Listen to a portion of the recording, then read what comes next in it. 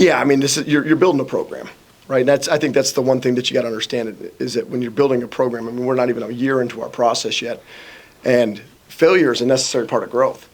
I thought probably the valleys for us were more so like early on in the season where we just didn't have real connectivity. We were lacking some consistency and competitiveness. To me, that was the valley. I thought our guys have done a pretty good job outside of last game being competitive and connected. I challenged them today, and they came out, their hair on fire. They came out a lot more aggressive, a lot more intense, and that's what I want. I always want response. I want to see young men respond to the challenge. And it's not always going to go right for you. And I got a lot of respect. I'll say this for Coach Calhoun in Youngstown State. I mean, it's a hard job. If you look back at the records of 20-win seasons in the history of Youngstown, back-to-back 20-win seasons, I think there was like either 2 or 3 in the history of Youngstown State, and he's done it now back-to-back. And he's built that. I think year 6 now going on it. And that takes time. It takes time to get to the point where you're consistently winning at a high level. And I'm always challenging our guys to see and feel what that is, and to know that down the stretch, men are made in March, and you're fighting for something all the time. Especially it's 3 games, 4 games in March to try to make it to the NCAA tournament. So we're challenging them to get that championship mentality, but having not been there yet as a program, it's hard to understand what that moment feels like or what those situations feel like. And so this is a necessary part. Our guys are very resilient. I mean, they have a high level of resolve. They're not shaken by this. They're obviously frustrated as competitors, because that's what all great competitors get frustrated, and they look at themselves and see what they got to do better. But the tail of the tape was they were tougher and they were more physical tonight. And we just couldn't match that, and we couldn't get the stop that we needed to when it was at 4 or 6. Or even for that matter, when we cut it to 8, and then we give up we get the foul and they get the 4-point play. I mean, there's little parts in every game where, it's just a one-possession game. Sonny, 2 weeks ago, you made a call to arms for fans to come to the Resch. Yeah. What was your thoughts about the fan show out over the last 2 games? It's been amazing. I mean, it's been amazing. Today was amazing as well. Obviously, senior night is special. I'm going to start calling it Journey Night is what I'm going to call it, because it is the 4-year seniors that go through programs. They're rare nowadays. If you do get one, like those are commendable. But to me, it's the journey night. It's celebrating young men's journeys. I mean, CeCe's had a heck of a journey from where he started to where he is now. Same with Ryan Wade and Will Eames. You look at them, they're journeymen now. And what I appreciate is if you complete the journey, right? It's about completion. Can you get to can you commit and finish to a process that takes time? Will Eames has done it 6 years. CeCe, what, you're going on your 5th?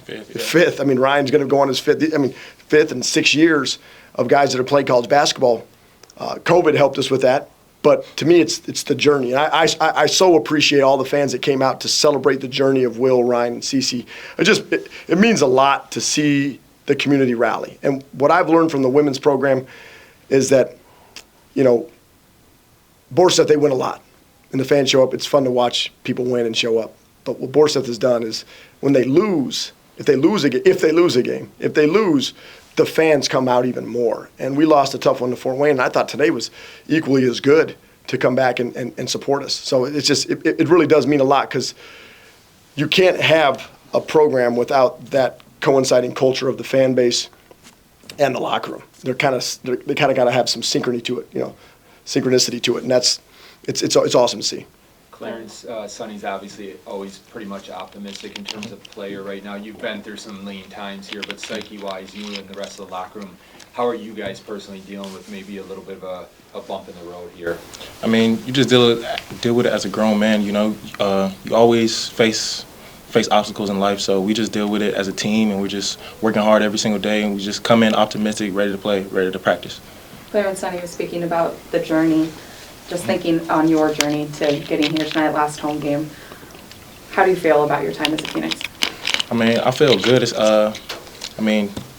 it was a real Phoenix story, honestly, because last year we lost a lot of games, and this year we won a lot of games. So it's like we did really rise from the ashes, and I got to be a part of losing last year, but I got to be a part of winning this year. So I'm just grateful for Sonny, grateful for this opportunity to play. Sonny has talked a lot this year about how Noah's Batman, but there are a lot of Robins and a lot of guys who can step up individually and collectively on any given night.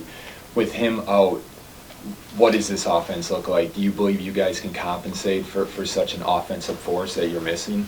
I mean, it's hard playing without your best player. I mean, he's 20 points a game, like consistent 20 points per game. But it's hard. But at the end of the day, we did it at Youngstown. So it's like we know we can. We're great basketball players, and we just rise to the occasion. We try to rise to the occasion. I mean, yesterday we didn't, but next game we're looking forward to trying to rise to the occasion again. Sonny, it's kind of a day-to-day thing that they've called it, or the team's called it, but when a kid's in a boot originally, that's never a great sign for immediate availability. Is there a concern that Noah might not be back for the rest of the season, for the rest of the regular season? Where is that right now? Honestly, that's up to the young man, right? The boot is just strictly there to immobilize. Like, you don't want to move a lot of stuff. There's swelling and a lot of rehab and prehab. The boot is there just strictly for, you don't want to walk on a curb. I mean, I didn't have a boot when I was in college. I had an air cast. They put me in these moon boots, these air casts, and like I was the type of guy that could step on a pebble and roll my ankles. So I wish I would have had like the scooters nowadays that they roll on, those little Range Rover scooters and those boots. But it's just strictly a protective mechanism to make sure he doesn't hurt it again while he's around, or someone doesn't, some drunk guy comes stumbling out of the stands and runs into him, and all of a sudden you step on his foot. I mean, there's crazy stuff that can happen. So the boot's protective. I know this. Noah's a competitor and he's going to be back. And so I never put timelines on injuries, because to me, I always say, like, it's the mind. It's the mind that's more important. The body is always willing. The body's always willing to do things, but the mind's got to make it able. There's levels of ankle. Is this a high ankle sprain?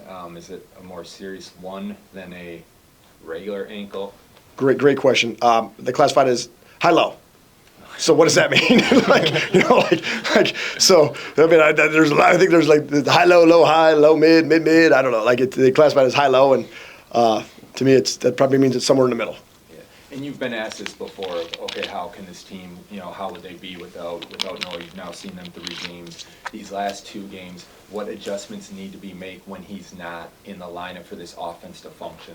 Yeah, I mean, it was rough when you lose him like about a day before you play a game, and so you don't have a lot of time to install stuff. So we'll take 24 to 48 hours to really find out what really helps these guys get more movement, and really just kind of we got to get a little bit more movement with each other. Noah's obviously a very creative individual, and he can do things impromptu that nobody else can do on the fly. So we'll create more movement from just an offensive standpoint, and then keep generating spacing concepts. Because at the end of the day, what makes this league unique is everybody in this league plays a different defense. It seems like. I mean, the first time we played Youngstown, they were playing more man. Now they're playing zone, and Northern Kentucky plays zone. Oakland plays zone. You never know what IUPI keeps our 5-man in. Every time you play somebody, you're going to have a different scheme. Milwaukee went from man. Now they're playing zone. So everybody has a different defense, and so ultimately we could install something, but we have to adjust to what the team is playing, and we got to be good that night against what they're doing. Clarence, just a couple games left in the regular season. Obviously, Noah's status is still up in the air, but for the guys who are feeling healthy right now, what do you need to do to get back in the win call? I mean, we just need to take time to just to think about the game, and then watch some film, practice hard, and we just be ready to go next Wednesday. So that's it. Pretty simple, isn't it? Yeah. Watch film, practice hard, be ready to go. Yeah.